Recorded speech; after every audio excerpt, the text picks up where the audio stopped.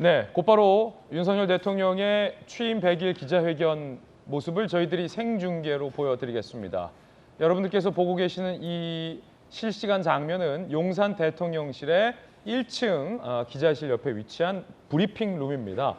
청와대로 출입하고 있는 취재 기자들에게 주제에 관계없이 영역 무관하게 윤석열 대통령이 질문을 받습니다. 이번 기자회견은 취임 100일을 맞이하여 열리게 되는 기자회견입니다. 잠시 후에 윤석열 대통령과 청와대 대변인이 모습을 드러내면 곧장 취임 100일 기자회견은 시작되는 겁니다.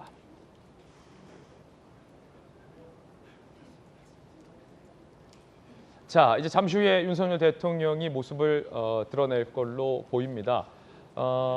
지금 돌직구 쇼에서 저희가 지금 계속해서 생중계해드리고 있기 때문에 전주혜 의원님, 비대위원이시지만 오늘 사실 대통령 100일 기자회견이 굉장히 중요한 의미 아니겠습니까? 굉장히 중요하죠. 다양한 질문들이 나올 것 같아요. 또 숨가쁘게 어떻게 좀 앞으로 이제 국정을 운영할지 거기에 대한 또 비전을 또 제시할 것으로 생각을 하고 있고요.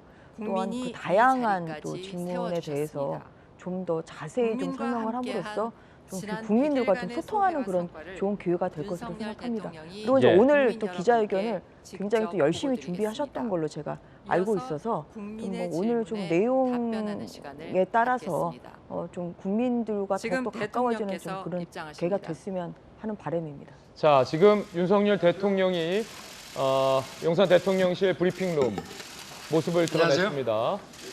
안녕하세요라고 지금 가볍게 인사를 먼저 보냈어요. 윤석열 대통령께서 국민들께 취임 이후 지난 100일간의 소회와 성과를 직접 설명하겠습니다. 여러분 반갑습니다. 도어 스태핑으로 뵙다가 이렇게 마주 앉게 됐습니다. 용산으로 대통령실을 옮기고 새로운 환경에 적응하느라 기자 여러분들도 고생 많으셨습니다. 앞으로 여러분께서 취재하시는데 더 불편이 없도록 잘 챙기겠습니다.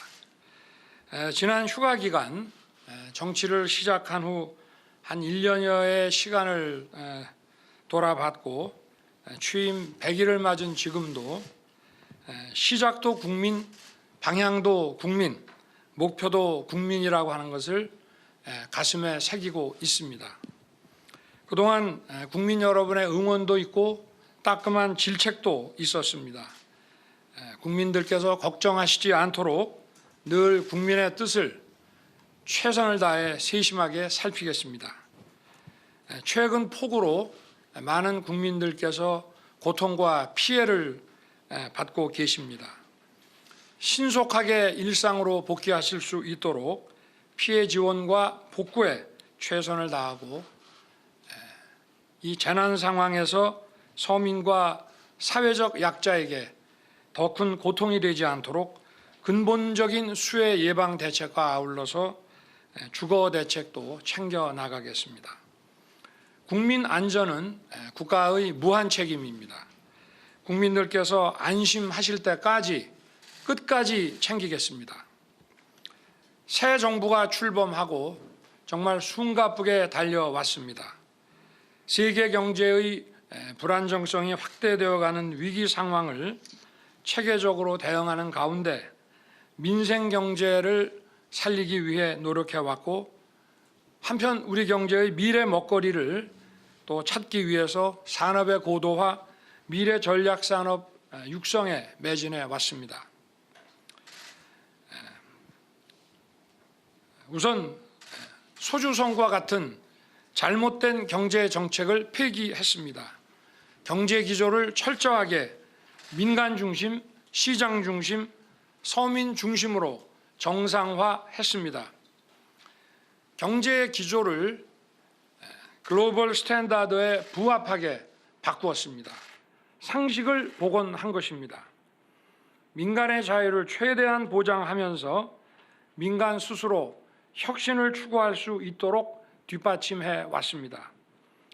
시장이 효율적이고 공정하게 작동되도록 제도를 뒷받침하고 리스크를 줄이고 안정적 균형을 이루도록 시장 정책을 펴서 기업과 경제 주체들이 자율적이고 창의적으로 그 역량을 최대한 발휘할 수 있도록 해주는 것이 정부의 역할이라고 생각합니다. 한편 제가 늘 강조했다시피 정부의 중요한 역할은 민간이 더 자유롭게 투자하고 성장할 수 있도록 그 제도적 방해 요소를 제거해 나가는 것입니다. 지난달 말 기준으로 정부는 총 1,400건의 규제 개선 과제를 관리하고 있고 이 중 140건은 법령 개정 등으로 개선 조치를 완료했습니다. 703건은 소관부처가 개선 조치 중입니다. 제가 직접 규제혁신 전략회의를 주재하면서 도약과 성장을 가로막는 규제를 과감하게 혁신해 나가겠습니다. 아울러 민간 투자와 일자리 창출을 위해 세제를 정상화시켰습니다. 기업의 국제 경쟁력을 높이도록 법인 세제를 정비하고 투자와 일자리 창출에 대한 인센티브를 확대했습니다. 앞으로 우리는 산업의 변화를 뒤따라가만 갈 것이 아니라 기술 혁신을 통해서 선도해 나가야만 합니다. 이를 위해 과학기술 인재를 육성해서 반도체, 우주, 바이오 산업의 기반을 튼튼히 하겠습니다. 미래 산업의 핵심이자 국가 안보 자산인 반도체 산업의 기술 초격차를 유지하기 위해 기업, 인력, 기술, 소부장 전반을 망라하는 반도체 초강대국 달성 전략을 발표했습니다. 특히 인재 공급 정책을 중시해서 관련 대학과 대학원 정원을 확대하고 민관 협력을 강화해서 반도체 핵심 전문 인재 15만 명을 육성할 것입니다. 우리의 독자 기술로 설계부터 제작 발사까지 한 누리호 발사의 성공으로 민간 중심의 우주 산업 기반을 마련했습니다. 우리는 세계 7대 우주 강국으로서 우주 경제 비전을 선포했습니다.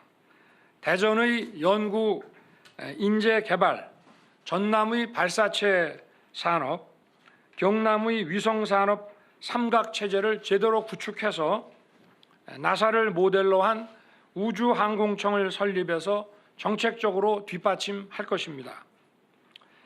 미래 성장 동력으로 바이오 헬스 산업을 육성하기 위해 2026년까지 13조 원의 기업 투자를 이끌어내는 바이오 헬스 혁신 방안을 마련하였고 5천억 원 규모의 백신 펀드 조성 계획도 발표했습니다.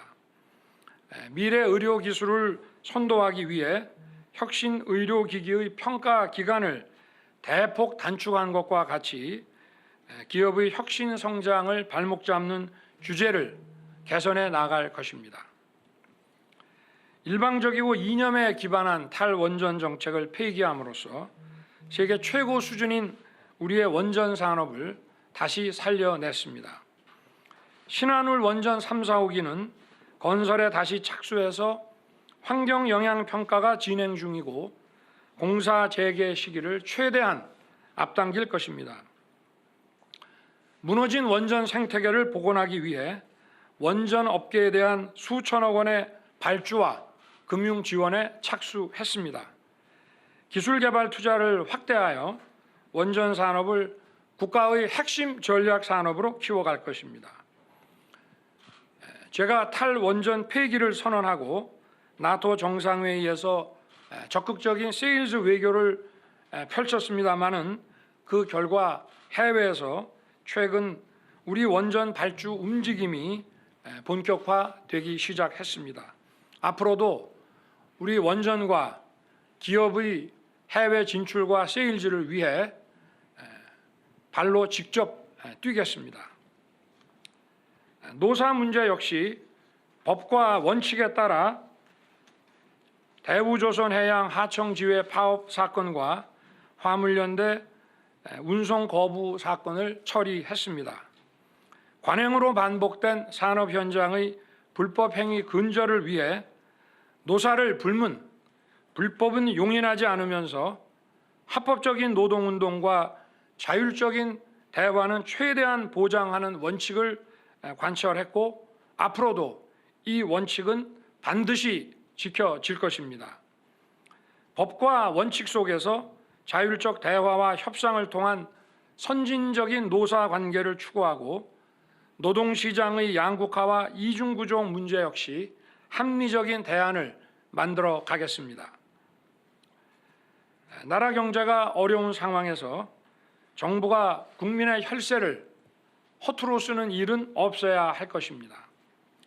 공적 부문의 긴축과 지출 구조 조정을 통해 재정을 최대한 건전하게 운영하고 이를 통해 확보된 재정 여력은 서민과 사회적 약자를 더욱 두텁게 보호하는 데 쓸 것입니다.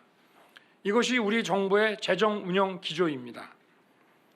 국무회의 국가재정전략회의를 주재하면서도 언급한 바 있습니다만 당면한 민생 현안과 재정 위기 극복을 위해 정부와 공공부문부터 솔선해서 허리띠를 졸라매고 내년도 예산안부터 성역 없는 지출 구조 조정과 공공부문 지출 절감에 착수했습니다. 방만하고 비대화된 공공기관을 핵심 기능 위주로 재편하고 불효불급한 자산의 매각, 유사한 지방 공공기관의 통폐합을 통해 공공부문의 효율성과 생산성을 제고하기로 했습니다. 특히 정부위원회를 30% 이상 줄여 불필요한 세금 낭비를 막았습니다. 그동안 정부는 경제가 어려울수록 더욱 고통받는 서민과 사회적 약자를 보호하는 데 주력해 왔습니다. 서민 물가 부담 완화를 위해 유류세를 대폭 인하하고 어려운 분들의 생계 안정을 위해 1조 원 규모의 긴급 생활안정지원금, 2,500억 원 규모의 에너지 바우처를 지원했습니다. 소상공인에 대해서는 정부 출범 직후 추가 경정 예산을 긴급 편성해서 손실보전금 등 25조 원을 지원했습니다. 수해, 코로나 재확산 등으로 어려움을 겪고 있는 소상공인들에게는 충분한 금융 지원을 통해 대출금 상환의 부담이 가중되지 않도록 하겠습니다. 매주 비상경제 민생회의를 통해 민생경제를 직접 챙기고 있습니다만 앞으로 더욱 국민들께서 체감하실 수 있도록 세심하게 챙기겠습니다. 아울러 폭등한 집값과 전셋값을 안정시켰습니다.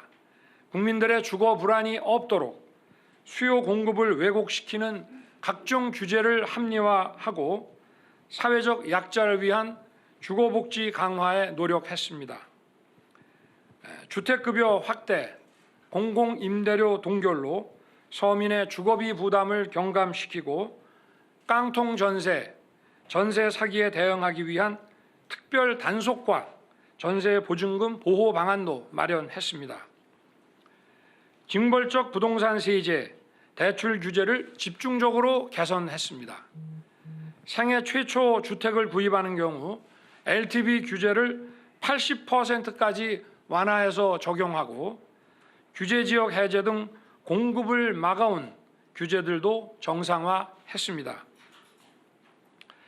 외교 안보에 있어서도 자유와 인권, 법치라는 보편적 가치와 규범을 기반으로 국제사회의 평화와 번영에 기여하고자 책임 있는 노력을 해왔습니다.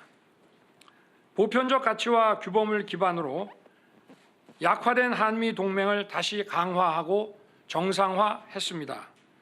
악화된 한일 관계 역시 정상화를 신속하게 추진하고 있습니다. 취임 초 한미 정상회담을 통해 한미 동맹을 재건하고 한미 연합방위 태세를 공고히 해서 북핵에 대해 강화된 확장 억제 체제를 구축했습니다.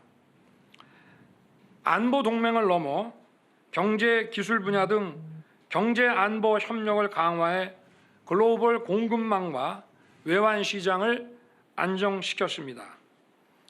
역내 개방적 포용적 경제질서 구축에 주도적 역할을 하기 위해 인도-태평양 경제 프레임워크에 참여했습니다.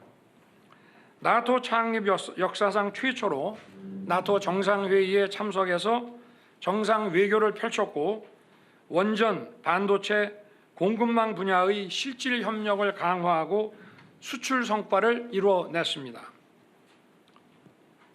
특히 나토 정상회담을 기회로 폴란드의 K2 전차, K9 자주포, FA-50 경공격기를 수출해 사상 최대 규모의 무기 수출을 달성했습니다. 호주와 양국 국방장관 회담을 통해 K9 자주포의 현지 생산을 결정했으며 장갑차 수출도 추진이 시작됐습니다. 우리 기술로 제작한 한국형 초음속 전투기 KF-21이 최초로 시험 비행에 성공했는데 전투기 생산이 본격화되면 약 24조 원의 생산 유발 효과가 기대됩니다. 미국, 러시아, 프랑스에 이어 세계 4대 방산 수출국 진입으로 방산 산업을 전략 산업화하고 방산 강국으로 도약시키겠습니다.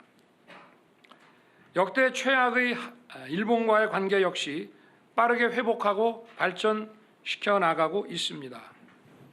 취임 전 인수위 때부터 한일 정책협의단을 일본에 보냈고 협의단이 기시다 총리, 하야시 외무상을 비롯한 전현직 총리와 정관계 유력 인사들 만나 관계 정상화에 물꼬를 텄습니다.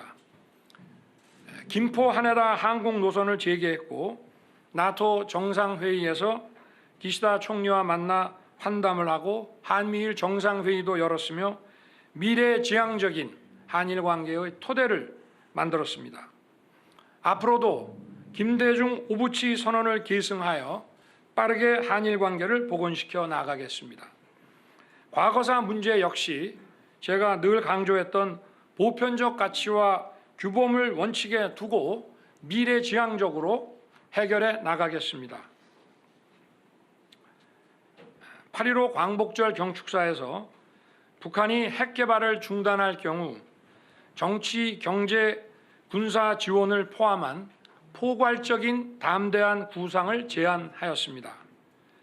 미북 북미 관계 정상화를 위한 외교적 지원, 재래식 무기 체계의 군축 논의, 식량, 농업기술, 의료, 인프라 지원과 금융 및 국제 투자 지원을 포함한 포괄적 구상을 밝힌 바 있습니다.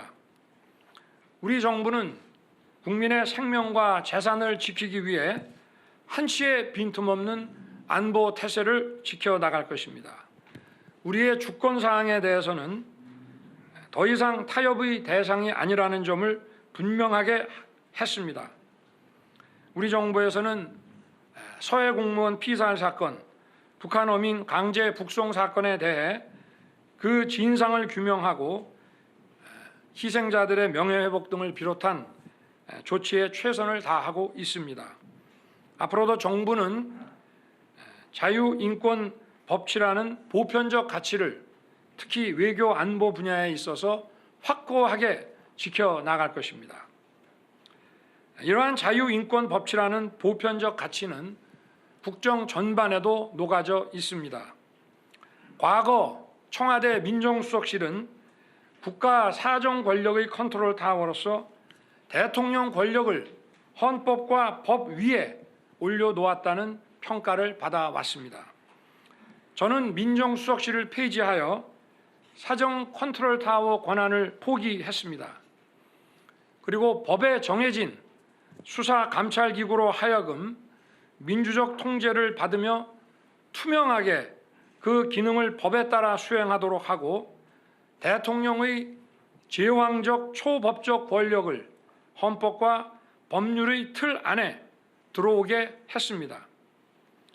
과거 민정수석실이 맡았던 인사검증은 법무부에 설치된 인사정보관리단에서 인사혁신처 출신의 독립적인 인사 전문가가 진행하고 있고 경찰 업무는 비공식적인 청와대 통제 관행에서 벗어나 행안부의 경찰국을 신설해서 국민과 국회에 의해 민주적 통제를 받을 수 있도록 했습니다. 100일 동안 추진해온 정부의 주요한 국정 과제에 대해서 말씀을 드렸습니다. 저와 정부는 당면한 민생을 최우선으로 챙기면서 우리 경제의 성장 동력과 미래 먹거리 확보를 위해 혼신의 힘을 쏟아붓겠습니다. 국정을 운영하는 데 있어 가장 중요한 것은 첫째도 국민의 뜻이고 둘째도 국민의 뜻입니다. 국민의 숨소리 하나 놓치지 않고 한치도 국민의 뜻에 벗어나지 않도록 그 뜻을 잘 받들겠습니다. 저부터 앞으로 더욱 분골쇄신하겠습니다. 기자분들이 계시는데 제가 지난해 관훈 토론회에서 우리 사회에서 가장 정확한 문제의식을 지닌 분들이 언론인이라고 말씀을 드렸습니다. 언론인 여러분 앞에 자주 서겠다고 약속을 드렸습니다. 질문받는 대통령이 되겠다고 말씀드렸습니다.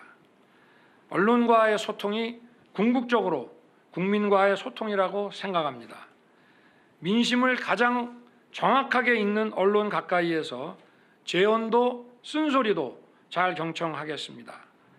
100일을 맞아 열린 이번 기자 간담회가 끝이 아니라 시작이라고 생각합니다. 앞으로도 자주 여러분 앞에 서겠습니다. 감사합니다, 여러분.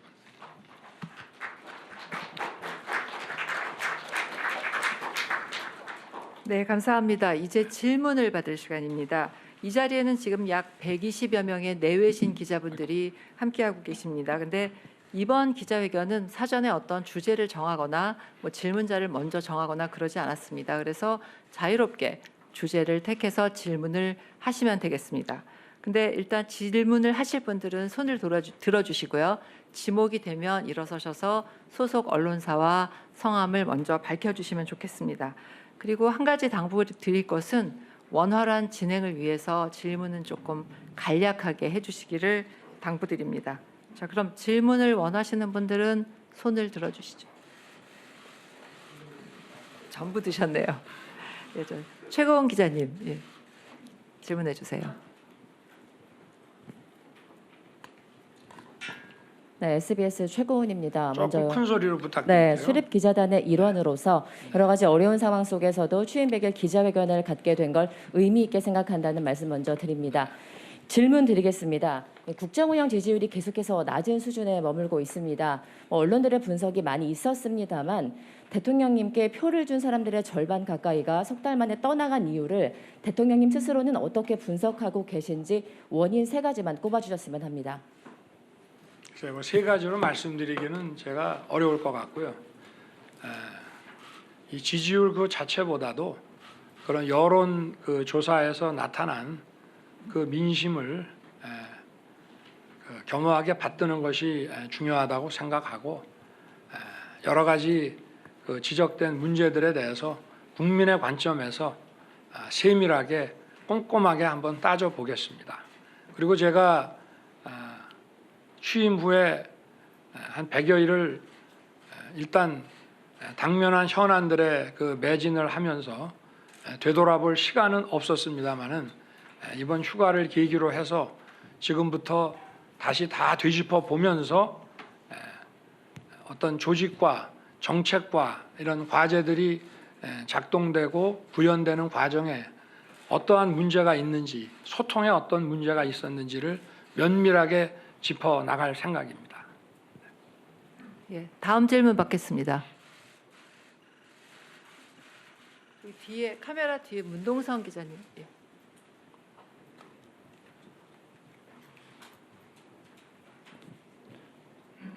예, 안녕하십니까. 국민일보 문동성 기자입니다. 우선 취임 100일을 축하드립니다. 네, 다만 마냥 축하드릴 수만은 없는 것이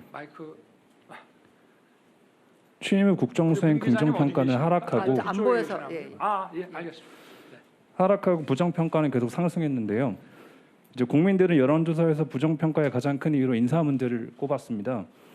대통령님께서는 왜 인사가 가장 문제라는 평가를 받는다고 생각하시는지, 그간 미흡한 점이 있었다면 어떤 개선 방안을 생각하시는지 듣고 싶습니다. 그래서 조금 전에 우리 최고은 기자님 그 말씀하신 거에 대한 답변으로 어느 정도 제 입장을 말씀을 드린 것이라고 저는 생각을 하고 지금부터 다시 다 되돌아보면서 철저하게 다시 챙기고 검증하겠습니다.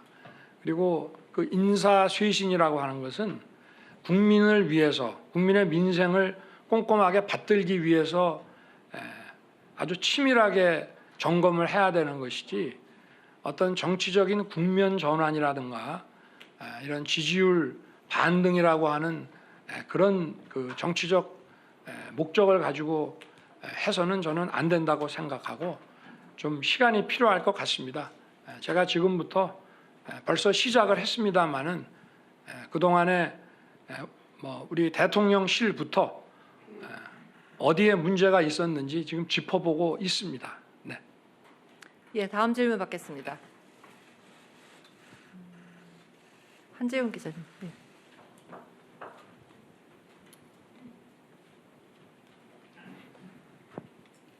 연합뉴스 한지훈 기자입니다. 네.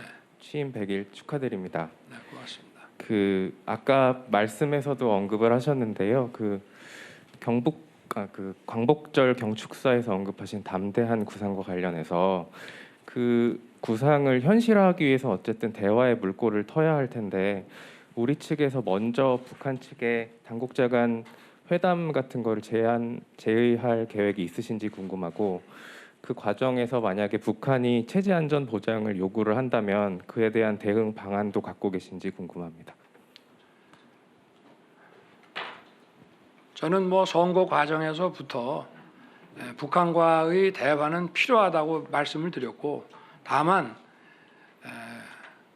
남북 정상 간의 이런 대화나 또 주요 실무자들의 대화와 협상이 정치적인 쇼가 돼서는 안 되고 어떤 실질적인 한반도 동북아의 평화 정착에 유익해야 된다는 그런 말씀을 드렸습니다. 그리고 제가 그 광복절에 발표한 그런 그 비핵화 그 로드맵에 따라 우리가 단계적으로 지원할 수 있다고 하는 것은 먼저 다 비핵화를 시켜라. 그럼 우리가 그 다음에 한다. 이런 뜻이 아니고 그런 확고한 의지만 보여주면 거기에 따라 우리가 할 수 있는 일들을 다 도와주겠다는 얘기이기 때문에 종전과는 다른 얘기고 이렇게 의제를 먼저 우리가 주어야 저쪽에 답변을 기다릴 수 있고 앞으로도 의미 있는 우리 한반도 평화 정착에 필요한 그러한 의미 있는 이런 회담 내지 대화가 가능할 것으로 생각합니다. 그리고 체제 안전 보장이라고 하는 것은 우리 대한민국 정부가 해줄 수 있는 것은 아닙니다. 다만 저나 우리 정부는 북한 그 지역에 어떤 그 무리한 또는 힘에 의한 그런 현상 변경은 전혀 원하지 않습니다. 제일 중요한 것은 남북한 간의 지속 가능한 평화의 정착이고 우리가 북한에 대해서 여러 가지 경제적, 외교적 지원을 한 결과 북한이 그에 따라서 자연스럽게 변화한다면 그 변화를 환영하는 것뿐입니다. 예, 다음 질문 받겠습니다. 뒤에 잘 안 보이는데 조주희 국장님. 조주희 국장님. 예. ABC 뉴스 조지입니다. 죄송합니다. 제가 영어로 질문하겠습니다. If denuclearization of North Korea is realistically impossible, despite your audacious economic plans, there are also people who say that perhaps South Korea should also become a nuclear state, and there are also poll results as well for balance of power and also to have a better chance of achieving peace. Do you agree or disagree, and can you share with us why? 네, 대통령님, ABC 뉴스 조주희 국장입니다. 비핵화 관련해서 질문 드리겠습니다. 발표하신 담대한 구상에도 불구하고 만약에 현실적으로 북한의 비핵화가 불가능하다면 일각에서는 대한민국도 핵을 보유해야 한다든지 또 그에 맞춰서 세력 균형을 달성해야 된다는 그런 의견이 있습니다. 이것이 더 평화에 기여할 것이라는 의견이 있는데 이에 대해서 동의하시는지 또는 동의하지 않으시는지 대통령님 말씀을 듣고 싶습니다. 저는 NPT 체제가 항구적인 세계 평화에 매우 중요하고 필수적인 전제라고 생각하고 있습니다. 그래서 어떠한 상황이 되더라도 확장 억제를 더욱 실효화하고 강화해 나가는 것을 우선적인 과제로 생각할 계획이고, 확장 억제에는 또 다양한 그 모델들이 나올 수 있기 때문에 북핵의 그 위협이 고도화되고 기존에 있는 정도의 확장 억제로 되지 않는다고 한다면은 이 확장 억제가 아마 그 형태가 조금 변화될 수는 있겠습니다만은 NPT 체제에 대해서는 끝까지 포기하지 않고 지켜낼 생각입니다. 네. 다음 질문 받겠습니다. 노은재 기자님. 예.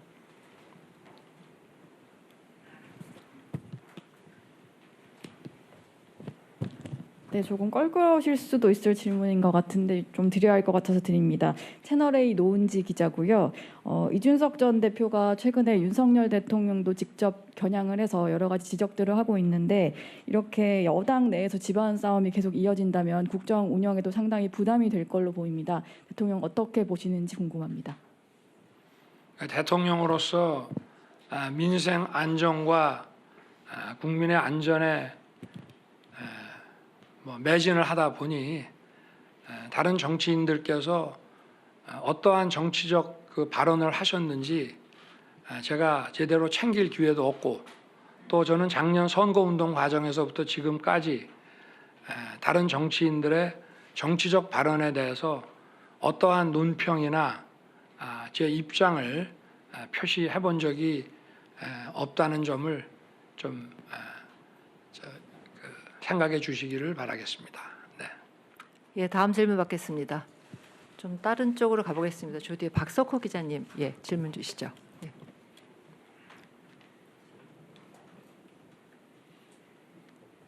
네, 부산일보 박석호 기자입니다. 대통령께서는 2030년 부산 엑스포 유치를 새 정부의 국정 과제에 포함시킬 정도로 강한 의지를 갖고 계신데요. 지금 상황을 보면 프랑스 같은 나라가 우리 경쟁 국가인 사우디를 지지한다고 선언했고, 또 사우디는 막강한 오일 문의를 바탕으로 개발 도상 국가들의 표를 끌어모으고 있습니다. 이런 상황을 객관적으로 보면 결코 우리나라에 유리하다고 볼 수 없는데, 앞으로 대통령께서 엑스포 유치전을 어떻게 끌어가실 것인지, 또 투표권을 가진 회원국들을 설득할 보관은 있으신지 답변 부탁드립니다.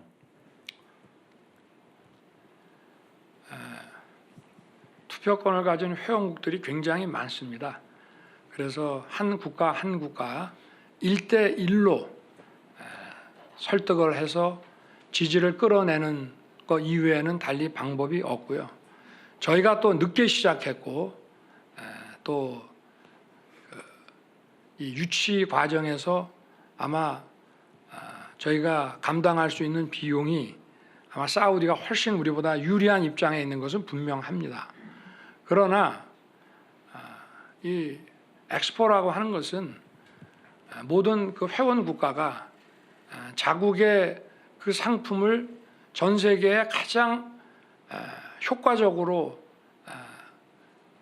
광고하고 보여주기 위한 것이기 때문에 그런 것을 해낼 수 있는 그 역량과 인프라에 있어서는 우리는 사우디보다 훨씬 우수한 경쟁력을 갖고 있다고 저는 확신합니다. 그래서 그 엑스포 관계자들도 한국이 늦게 시작했지만 아직 시간이 1년 이상 남아 있기 때문에 최선을 다해서 뛰면은 반전이 가능할 것이라고 저희에게도 조언을 주고 있고, 저희도 지금 차곡차곡 그 지지 국가를 하나씩 이렇게 지금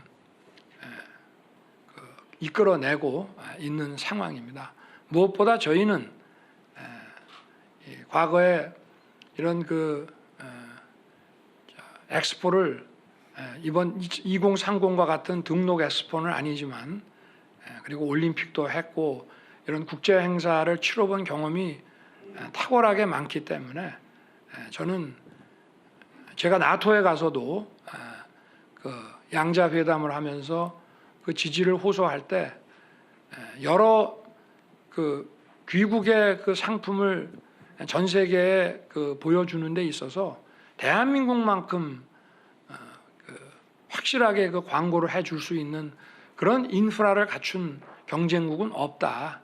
그런 점을 강조를 해왔고 그런 차원에서 열심히 하면은 저는 가능하다고 생각합니다. 그리고 이것이 주는 경제적 효과가 워낙 크기 때문에 저희가 결코 포기할 수 없는 것이고 최선을 다해야 한다고 생각합니다. 예, 다음 질문하실 분요. 이번에 이쪽으로 가서 나카가와 기자님. 예. 일본 요미우리신문 나카가와입니다. 대통령 취임 100일을 축하드립니다. 그럼 바로 질문 드리겠습니다. 광복절 건축사에서 한일 관계를 빠르게 회복하고 발전시키기를 원하고 계시다고 말씀하셨습니다. 그런데 과거사 문제, 특히 강제징용 문제 해결이 쉽지 않고 더 시급합니다. 대통령께서는 어떻게 하면 해결이 될 수 있을 것이라고 생각하고 계십니까? 또한 기시다 총리와의 정식 정상회담이 아직 이루어지지 않았습니다. 정상회담이 이루어진다면 어떠한 대화를 나누실 생각이신지요?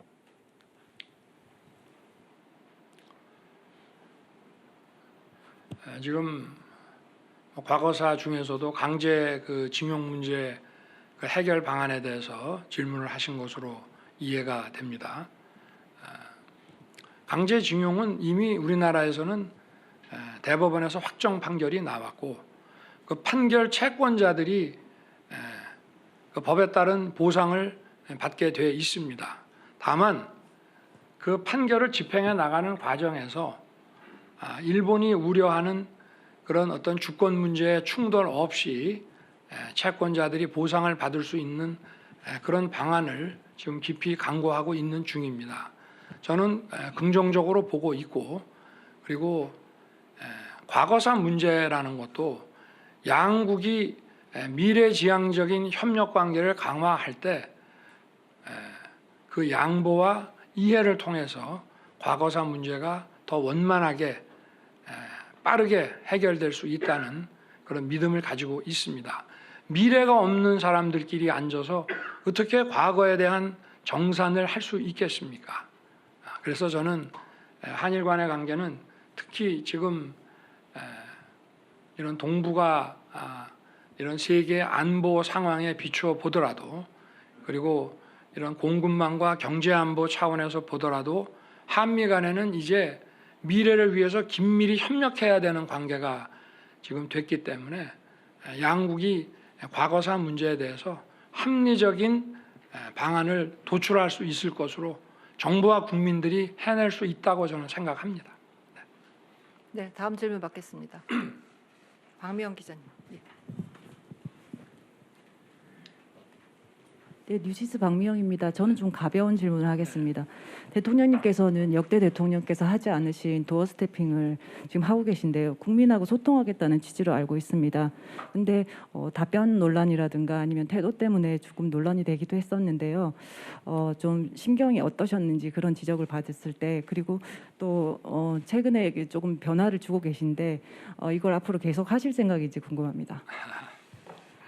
계속 일단 결론부터 말씀드리면 계속 하겠습니다.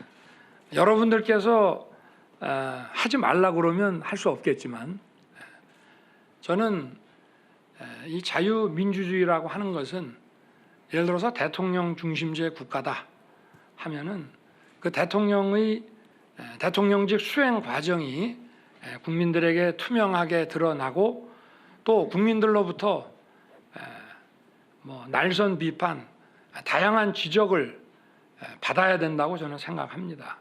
그래서 제가 용산으로 왔고 그리고 과거와는 달리 춘추관으로 별도의 건물에 있었지만 저와 우리 참모들이 함께 근무하는 이곳 1층에 여러분들의 기자실이 들어올 수 있도록 조치를 한 것입니다. 제가 휴가 중에 저를 좀 걱정하시는 분들이 그 도어 스태핑 때문에 지지가 떨어진다고 당장 그만두라는 분들이 많이 계셨습니다만은 그거는 제가 용산으로 그 대통령실을 옮긴 가장 중요한 이유이고, 그리고 새로운 그 소통하는 국민들께 제 만들어진 모습이 아니라 제 있는 그대로의 모습을 보여드리고 비판을 받는 그런 새로운 대통령 문화를 만들어내는 과정이기 때문에 미흡한 게 있어도 계속되는 과정에서 국민들께서 이해하시고 또 미흡한 점들이 개선돼 나갈 것이라고 생각합니다. 여러분들께서도 많이 도와주시기를 부탁드립니다. 네, 질문 하나 더 받을까요? 잠깐만, 저 뒤쪽으로. 박정진 기자님 부탁드릴게요.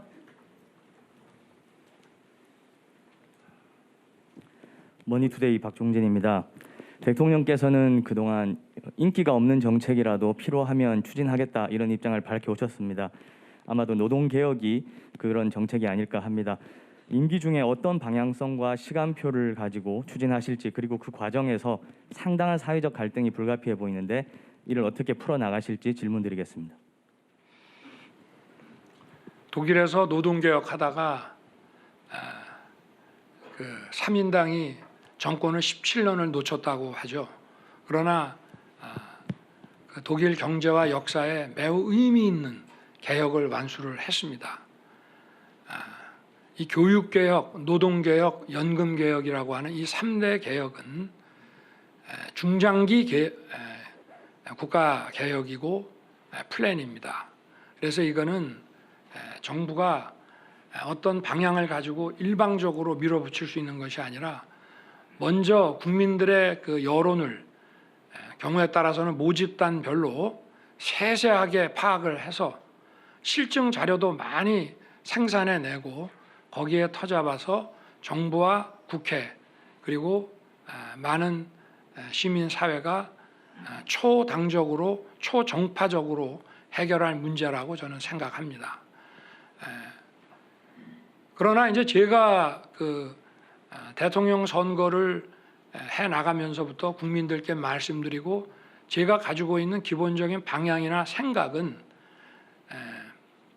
산업 구조가 변했기 때문에 지금의 노동법 체계가 과거에 2차 산업혁명을 그런 인프라를 기반으로 하고 있는 법 체계라면은 이제 4차 산업혁명의 그런 새로운 산업 구조 하에서는 그 산업 구조에 적용될 노동법 체계도 바뀌어야 한다는 그런 점 하나가 있고요.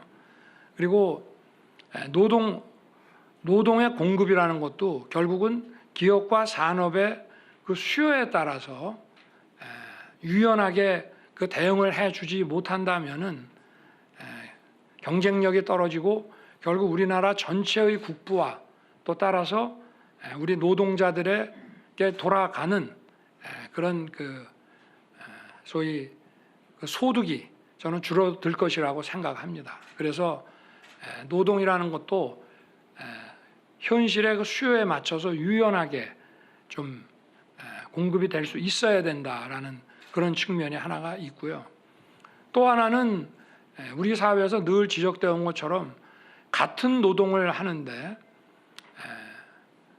같은 기업 내에서 정규직과 파견 근로자라든가 대기업 또 소기업이라든가 사이에서의 이런 어떤 노동시장의 양극화와 분절, 이것은 그 어떤 노동에 대한 보상의 공정성이라는 측면에서 우리가 개선해야 될 문제임이 틀림이 없습니다. 그리고 노동시장을 만약에 우리가 개혁을 한다고 하면 거기에 따라서 또 일시적으로 적응을 하지 못하고 불이익을 입는 분들을 위한 여러 가지 적극적 노동시장 정책이라든지 사회 안전망을 배려하는 것 역시도 노동개혁에 포함되어야 한다라고 보고 있습니다. 네, 대통령님 시간이 지금 좀 지났는데요. 그 약속된 40분은 지났는데 질문을 몇 개 더 받을까요? 예, 그러겠습니다. 저쪽을 한 번도 제가 저 뒤쪽 분들을 못해서 저 문성필 기자님 지금 저 카메라 사이로 가까스로 보이고 있습니다. 예. 안녕하십니까. 한국경제TV 문성필입니다. 최근 대우조선해양 그리고 하이트진로 사태에서 보듯이 일부 노조를 중심으로 투쟁 강도를 높여가고 있는데요. 항상 법과 원칙을 강조해 오셨는데 법과 원칙만 강조하다 보면 자칫 강대강 대결로 갈 수 있다는 우려도 있습니다. 법과 원칙 외에 혹시 다른 법관이 있으신지 말씀 부탁드립니다. 이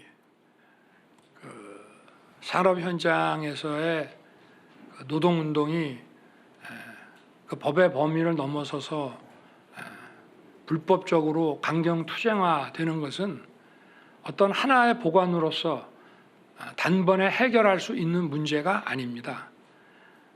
어떤 일관된 원칙을 예측 가능하게 꾸준히 지켜가면서 그 문화가 정착돼 가면서 해결될 수 있는 그런 일이라고 저는 생각을 합니다. 그래서 정부가 이 법과 원칙이라고 하는 것을 노사를 불문하고 일관되게 유지한다는 그 원칙이 중요하고 또 그 시장에도 정부의 그 일관된 원칙을 그 시장에서 받아들일 수 있도록 계속 그 정부가 입장 표명을 하는 것이 저는 중요하다고 보고 있고요.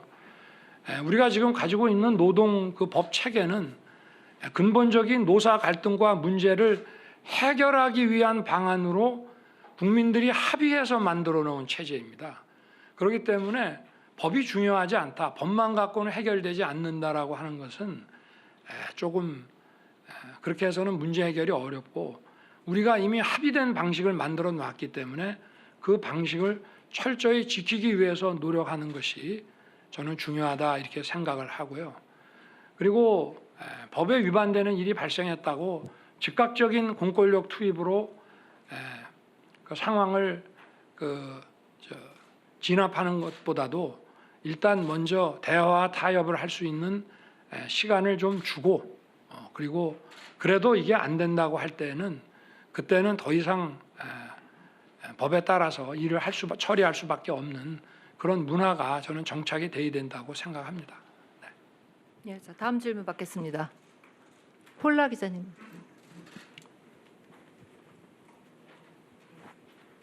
Anashnika, Paula Hancock, CNN. I wanted to ask, Mr. President, about your global pivotal state. You have mentioned going to the NATO summit a number of times this morning. When it comes to Ukraine, are you planning to send more than just non-lethal military aid? Are you planning to send what President Zelensky asked the National Assembly for, more offensive military aid? And also with a growing foreign media presence here in Seoul, can we have your commitment that we will have more access to your government in keeping with the vision of the global pivotal state? Thank you. 네, 대통령님, CNN의 폴라 행콕스 기자입니다. 대통령님께서 말씀하신 글로벌 중추국가 비전 관련해서 질문 드리겠습니다.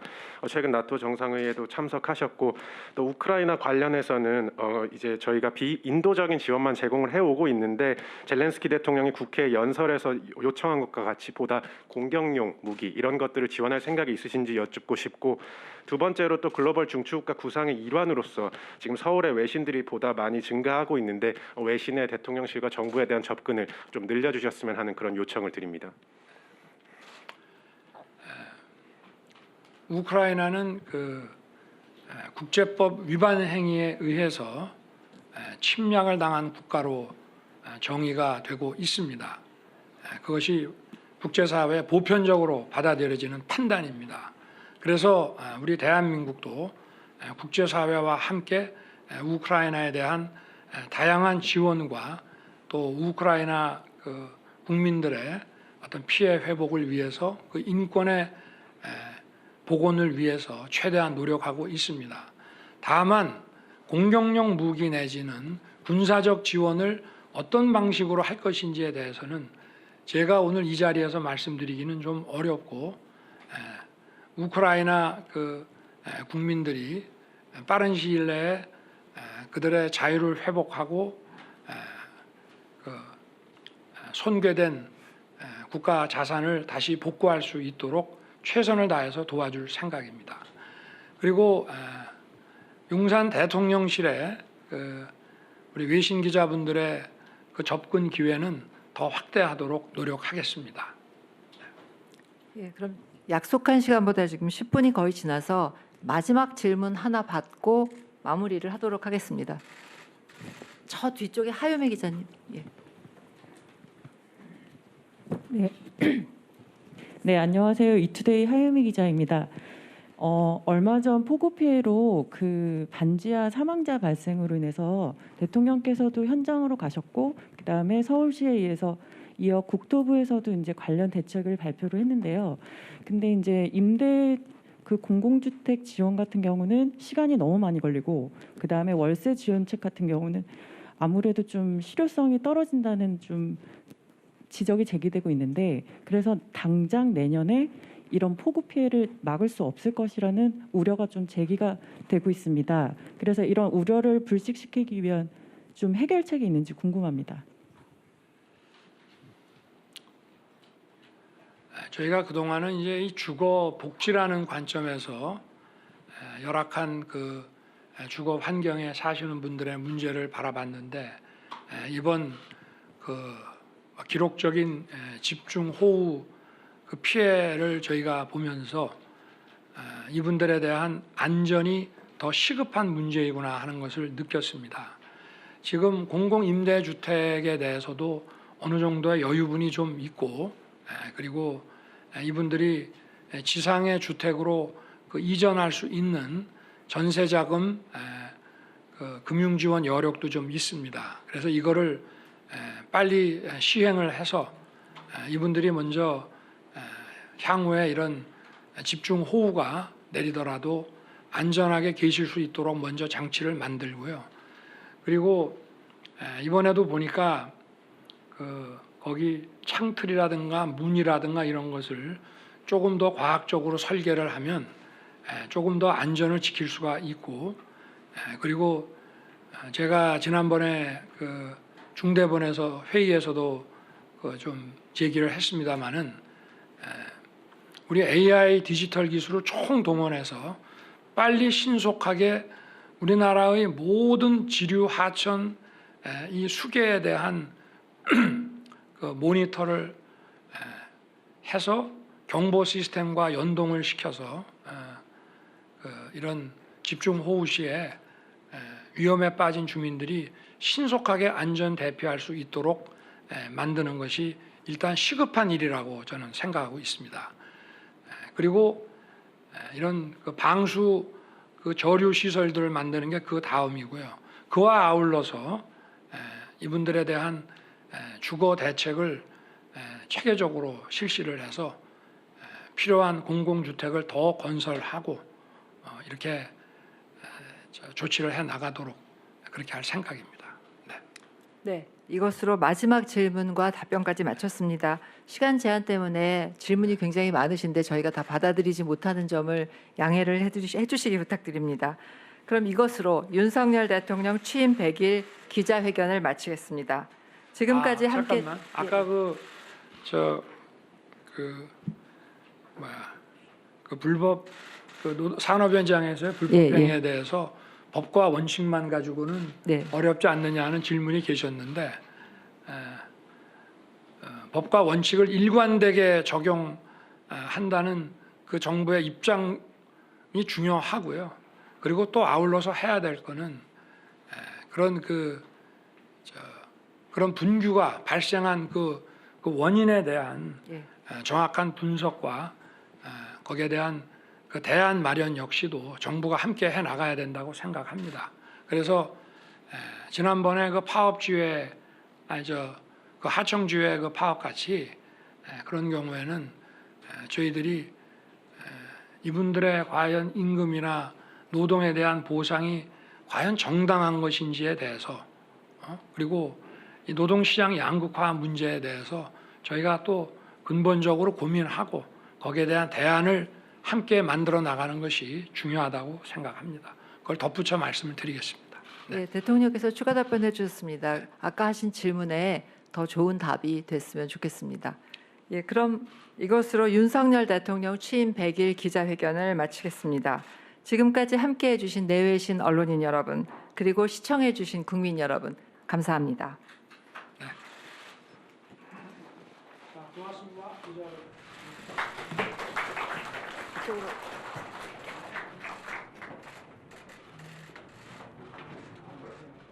네, 지금까지 윤석열 대통령의 취임 100일 기자회견 생중계해드렸습니다.